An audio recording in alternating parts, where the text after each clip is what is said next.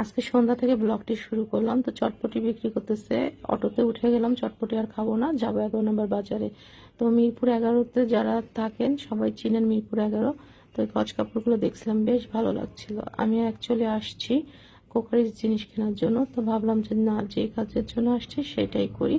আমার একটা টি পট দরকার, তো আমি এই দোকানগুলো ঘুরে দেখতেছিলাম। 11 নম্বর বাজারে কিন্তু ভালো কোকারির জিনিস পাওয়া যায়। আর এই কড়াইটা না অনেক ভালো লাগছিল, ভাবলাম পরের বার এসে কিনবো। তো আমার যে টিপটটা কেনা দেখো, এটা কিনে আমি বাসায় চলে আসছি। তো হ্যালো এভরিওয়ান, আসসালামু আলাইকুম। আপনারা যেখান থেকে আমার ভিডিওটি দেখছেন সবাই আশা করি সুস্থ আছেন, ভালো আছেন। তো বাসায় এসে আজকে সন্ধ্যায় রান্না বান্নাটা শুরু করলাম, কারণ দুপুরে যেটা ছিল ওইটা না শেষ হয়ে গেছে। তো রাত্রে না রান্না করলে হবে না। তো সবজি কাটা ছিল, তো সবজিটা বসিয়ে দিলাম। তো সবজি রান্না করব আর করব মাছ ভুনা। মার্কেটে গেলে না আমার মানে মাথায় কোনো ঠিক থাকে না, ঘুরতে ঘুরতে অনেক সময় পার হয়ে যায়। তো অনেক রাত হয়ে গেছিল, প্রায় 8টা মতো বেজে গিয়েছিল। এই জন্য আমি তাড়াতাড়ি করে 2 চুলাতেই রান্না শুরু করে দিলাম।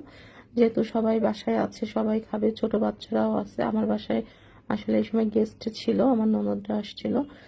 তো ভাবলাম যে না, তাড়াতাড়ি 2 চুলাতে বসাই দিই। তো এক চুলাতে কুড়াল মাছ রান্না করব। আর আমি তাড়াতাড়ির জন্য আজকে মাছটা কিন্তু ভাজি নাই, জাস্ট ভুনা করব। আর এইভাবে কষায় মাছটা ভুনা করলেও কিন্তু অনেক মজা লাগে।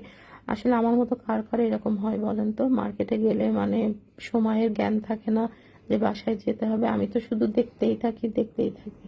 এত ভালো লাগে মার্কেটে ঘুরতে আমার। তো যাই হোক, এদিকে আমি মাছটা লেগে যাচ্ছিল, তাই আলতোভাবে উল্টে দিয়েছি। আর এই যে ছুরিটা দেখছেন, এই ছুরিটা না আমি সব কাজে ইউজ করি। এই ছুরিটা দিয়ে মাছ মানে উল্টাই দিতে অনেক সহজ হয়, যেটা খুন্তি দিয়ে হয় না।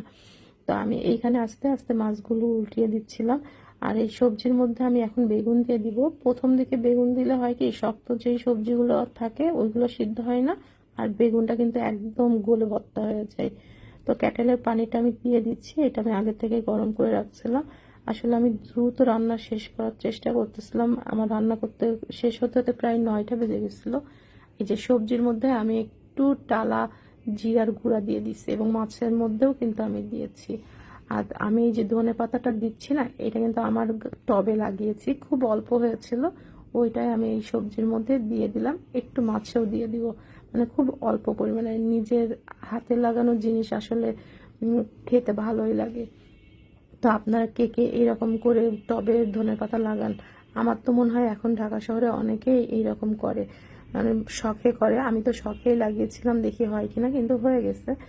তো আপনারা যে যেখান থেকে আমার ভিডিওটা এই পর্যন্ত দেখছেন, আমাকে প্লিজ একটা সবাই লাইক সাপোর্ট করবেন, আমার পাশে থাকবেন। আমি সামনে এরকম ভিডিও আপনাদের জন্য আরও নিয়ে আসবো।